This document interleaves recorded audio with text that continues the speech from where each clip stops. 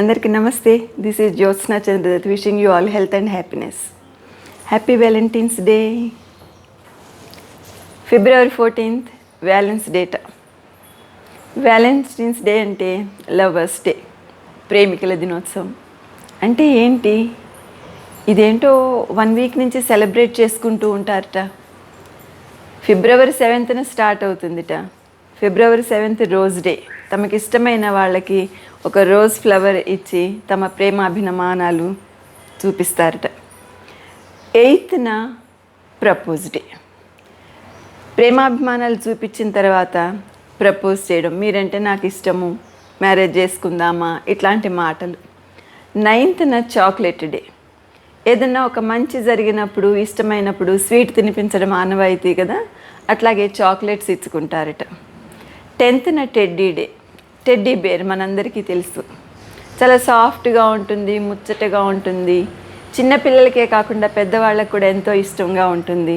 కాబట్టి ఈ టెడ్డీని ప్రజెంట్ చేసినప్పుడు వాళ్ళు గనక ప్రజెన్స్లో లేకపోతే వాళ్ళ బదులు ఈ టెడ్డీని ఊహించుకుంటారట. ఈ టెడ్డీలోనే వాళ్ళ లవర్ని ఊహించుకుంటారట. మాట్లాడటము, పక్కన కూర్చోపెట్టుకోవడము, ఇట్లాంటివన్నీ చేస్తారట. Then 11th promise day. ఒకరికొకరు ఇష్టమైంది, ప్రామిస్ చేసుకుంటారు, జీవితాంతం నీకు తోడుగా ఉంటాను, నువ్వు నాకు తోడుగా ఉండాలి, ఇట్లాంటి మాటలు ఏమన్నా మాట్లాడుకుంటారట్టుంది. And then 12th hug day. ఒకళ్ళంటే ఒకళ్ళు ఇష్టం పెరిగిపోతుంది కాబట్టి హగ్ చేసుకోవాలి, కౌగిలించుకోవాలి, అంటే తమకంత ఇష్టం ఉందని చెప్పుకోవడానికి. Then kiss day. ఇష్టం ఉన్న తర్వాత ముద్దు పెట్టుకోవడము. సో ఈ kissing day. 13th kiss day.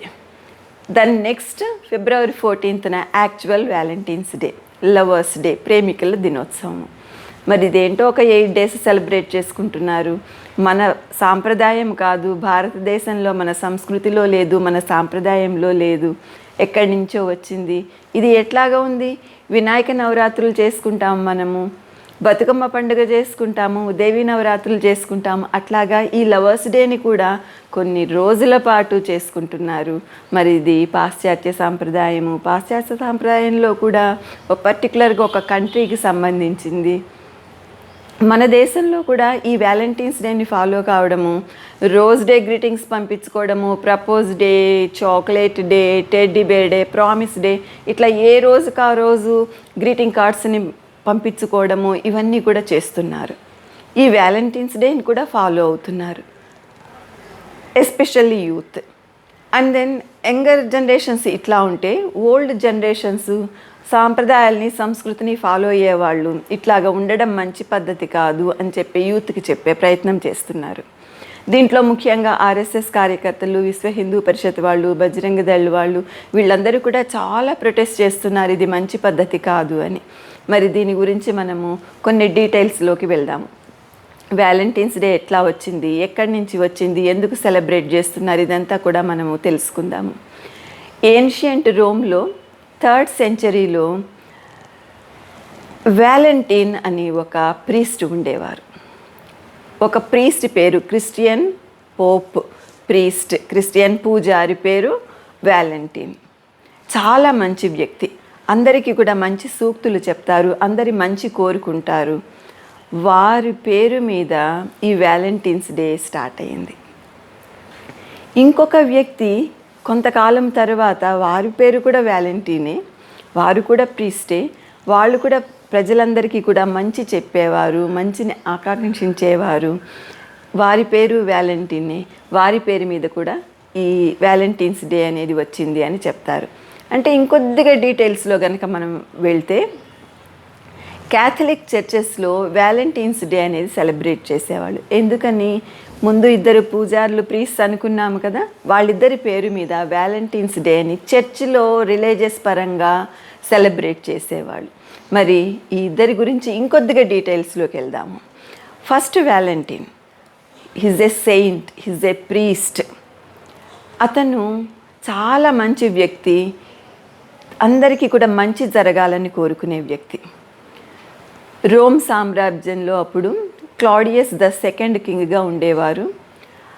ఆ కింగ్ ఆర్మీలో ఉండే వాళ్ళెవరు కూడా మ్యారేజ్ చేసుకోకూడదు అనే ఒక రూల్ పెట్టాడు.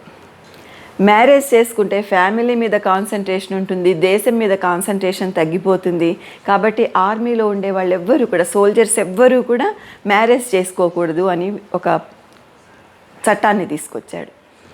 కానీ ఈ ఆర్మీలో ఉండే వాళ్ళకి పెళ్లి చేసుకోవాలనే కోరిక ఉండేది. ఫ్యామిలీ ఉండాలి, మనకి ఒక ఫ్యామిలీ ఉండాలి, పిల్లలు ఉండాలి, ఎంత ఆనందంగా ఉంటుంది అనే అభిప్రాయం ఉంది. అప్పుడు ఈ ప్రీస్ట్ వ్యాలంటిన్ మ్యారేజ్ అనేది దేనికి కూడా ఎగనెస్ట్ కాదు, మత సంబంధంగా కూడా మ్యారేజ్కి చాలా ఇంపార్టెన్స్ ఉంది, సోల్జర్స్ కూడా మ్యారేజ్ చేసుకోవచ్చు, చేసుకోవడంలో ఎట్లాంటి తప్పు లేదు అని చెప్పి ఈ వ్యాలంటిన్ ఆర్మీని ఎంకరేజ్ చేశారు పెళ్లి చేసుకోవడానికి. వాళ్ళకి పెళ్ళిళ్ళు జరిపించారు. ఇది తెలుసుకున్న రోమన్ చక్రవర్తి దానికి ఆపోజిట్గా ఈ ప్రీస్ట్ని బంధించి, వ్యాలంటిన్ని బంధించి ప్రిజన్లో పెట్టి కొంతకాలము బాధ పెట్టి ఉరి తీశాడు. ఏ రోజు ఉరి తీశాడు? ఫిబ్రవరి 14న ఉరి తీశారు. కాబట్టి ఆ రోజు వ్యాలంటైన్స్ డే అని ఎందుకన్నారంటే, ఒక మంచి వ్యక్తి, ఒక మంచి ప్రీస్ట్, అందరికీ హితము కోరే ఒక వ్యక్తి ఉరి తీయబడ్డ రోజుని అందరూ గుర్తుపెట్టుకుని దాన్ని ఒక పూజలాగా, ఒక పవిత్ర కార్యంలాగా చేసుకునేవారు. కాబట్టి వ్యాలంటైన్స్ డే అనే పేరు వచ్చింది. అండ్ దెన్ ఇంకొక పర్సన్ని గురించి మనం తీసుకుంటే, ఇంకొంతకాలం తర్వాత వ్యాలంటిన్ అనే ప్రీస్టు, వీరు కూడా చాలా మంచివారు, అందరి హితవు కోరేవారు, చాలా పవర్ఫుల్ ప్రీస్ట్, మత సంబంధంగా చాలా మంచి పవర్ అతనికి ఉండేది. ఒక జడ్జి ఆస్ట్రియస్ అనే జడ్జి ఇది అబ్జర్వ్ చేస్తారు. ఈ ప్రీస్ట్కి ఇంత పవర్ ఉంది, నా కూతురికి కళ్ళు తెప్పించగలరేమో అనే ఆశ అతనికి ఉంటుంది. అతని కూతురు బ్లైండ్, జులియా ఆమె పేరు. ఆమె ఒక బ్లైండ్ లేడీ. అయితే వ్యాలంటైన్ని రిక్వెస్ట్ చేస్తారు, నా డాటర్కి కళ్ళు తెప్పించేటట్లు చూడండి, మీకు ఇంత పవర్ ఉంది కదా, ఇన్ని శక్తులు ఉన్నాయి మీ దగ్గర అని. వ్యాలంటైన్ ఒప్పుకుంటారు. రోజు కూడా వారు ఈ జులియా దగ్గరికి వెళ్ళి ప్రేయర్స్ చేసేవాళ్ళు.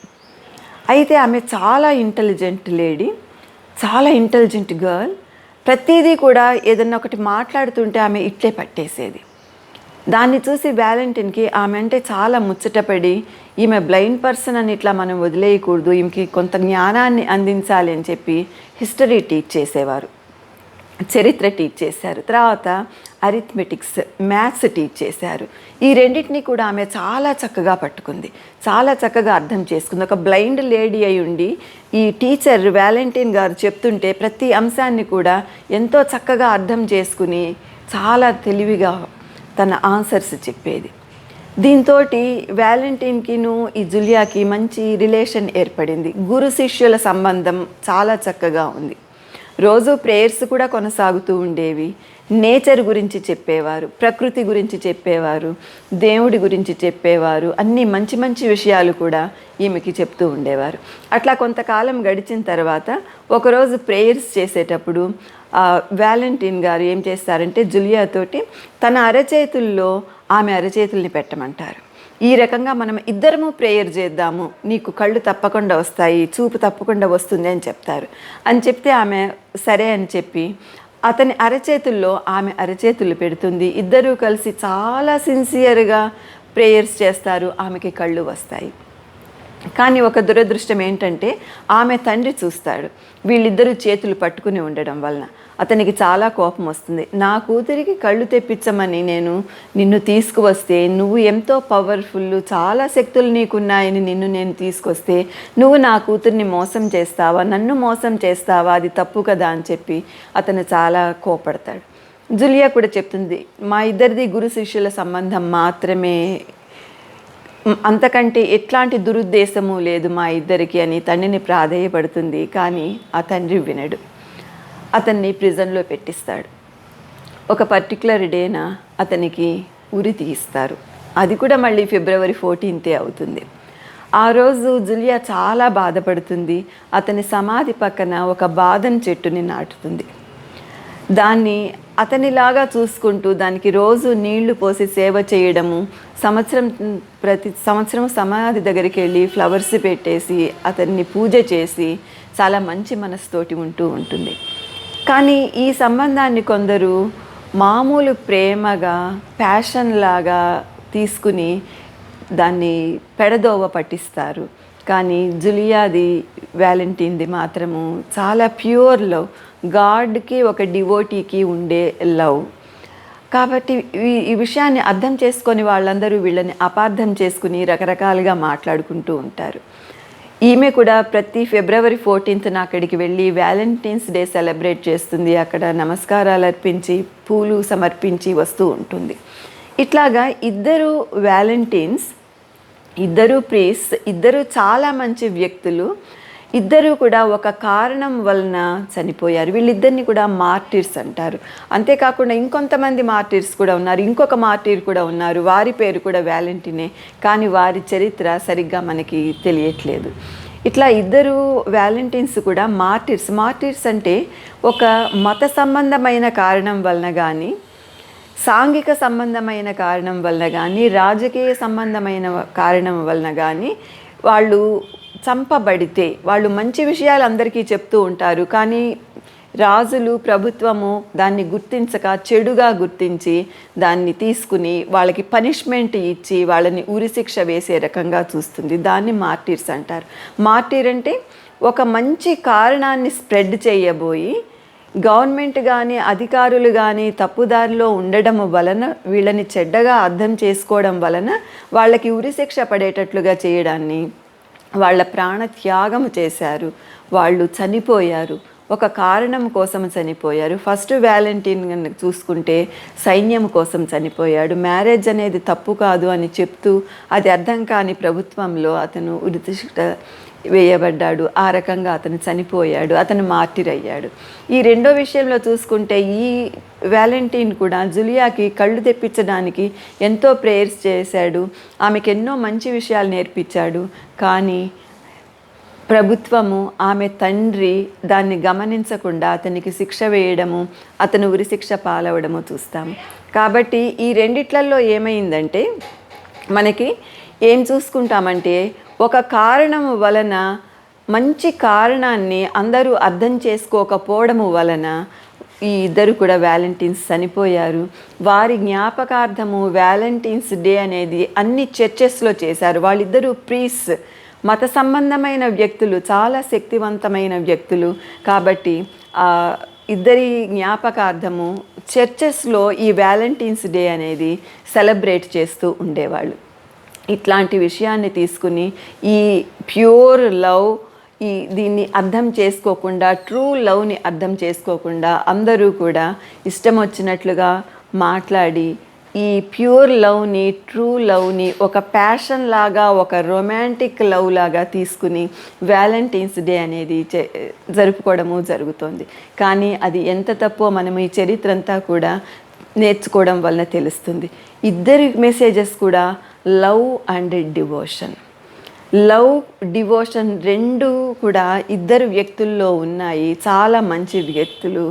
కాబట్టి వాళ్ళ జ్ఞాపకార్థము సెలబ్రేట్ చేసే ఈ వ్యాలంటైన్స్ డే, చర్చిల్లో చేసే ఈ వ్యాలంటైన్ డే ఒక దుష్ట రూపము దాచి దాని రూపాన్నంతా కూడా మార్చేసుకుని లవర్స్ డే లాగా, ఒక రొమాంటిక్ డే లాగా చెప్పుకుంటూ ఉన్నారు. అది అన్ని దేశాల్లో పాకింది. ఇప్పుడు పాశ్చాత్య దేశాల్లో కూడా లవర్స్ డే అనే ఫాలో అవుతున్నారు. This is all wrong, especially in our country. మన భారతదేశంలో, ఎంతో సాంప్రదాయాలకి పుట్టినిల్లుగా ఉన్న మన దేశంలో, ఎంతో సంస్కృతిని కాపాడుకుంటున్న మన దేశంలో ఇది చాలా తప్పు. యంగ్ జనరేషన్స్ ఈ స్టోరీస్ మొత్తము కూడా అర్థం చేసుకోవాలి. అర్థం చేసుకుని అందులో ఉండే ప్యూరిటీని, ట్రూత్ని, సాక్రిఫైస్ని చూడాలి. ఇద్దరు వ్యాలంటైన్స్ కూడా సాక్రిఫైస్ చేశారు వాళ్ళ జీవితాన్ని. కాబట్టి ఇట్లాంటి అకేషన్లో మనము ఈ స్టోరీస్ ఇవన్నీ తెలుసుకుని, హిస్టరీని తెలుసుకుని మనము చక్కగా ముందుకు వెళ్ళాలి. కానీ దీన్ని మరో రూపాన్ని తీసుకుని మనము ఒక వ్యాలంటైన్స్ డే, లవర్స్ డే అని చెప్పి అందరికీ ప్రేమికుల దినము, విషెస్ చెప్పుకోవడం ఇవన్నీ కూడా చేయకూడదు. So I hope all of you know about the history of Valentine's Day. దీని ఇంపార్టెన్స్ ఏంటి అని మనము తెలుసుకున్నాం. కాబట్టి let us keep away the Valentine's Day which is related with romance. Let us enjoy the Valentine's Day which shows true love and pure love that is between God and devotees. Hope to meet all of you in my next post. Thank you so much. Jai Hind.